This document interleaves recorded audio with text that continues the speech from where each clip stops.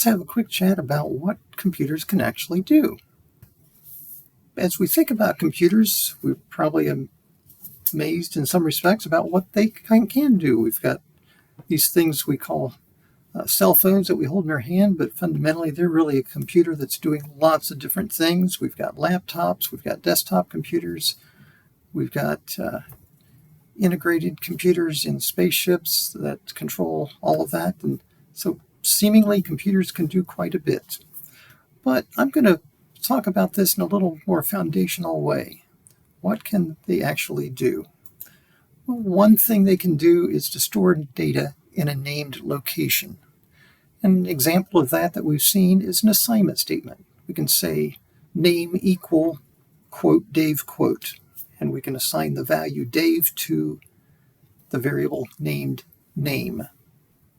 And that is stored in a particular location within the computer system.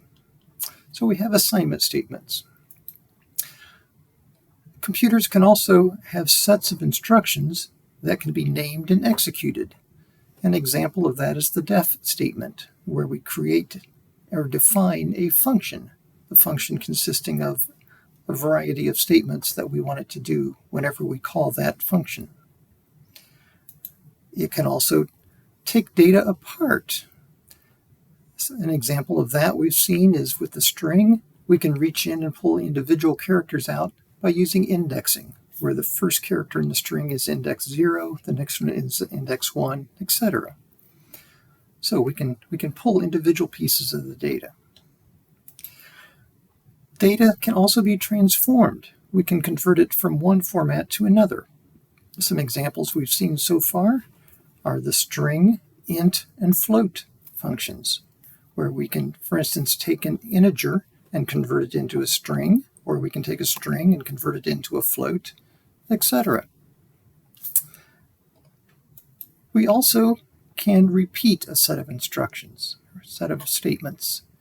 The example we've seen on that is the for statement, where we can say for something, and then inside that we have some indented statements that get repeated over and over and over for as long as the for statement runs.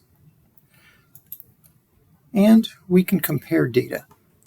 We've learned about the if statement, the if-else. So we've got to do one thing if it's true, another thing if it's false.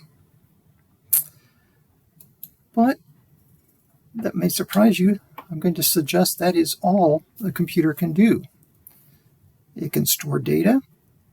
It can have a set of instructions that are named, a function. We can take data apart. We can transform data.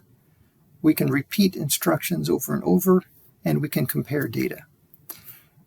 Anything else is really just a combination of these things. So even though we have complicated things like spaceships, like cell phones, everything those computers are doing are reacting to programming statements that have been written that fall into one of these 6 categories. There's nothing else that a computer can do other than these 6 things. So if you've learned these 6 things up to this point in the semester, you've learned everything a computer can do.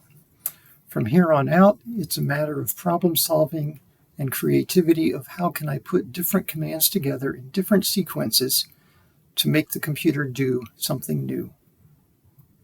We'll see you in class.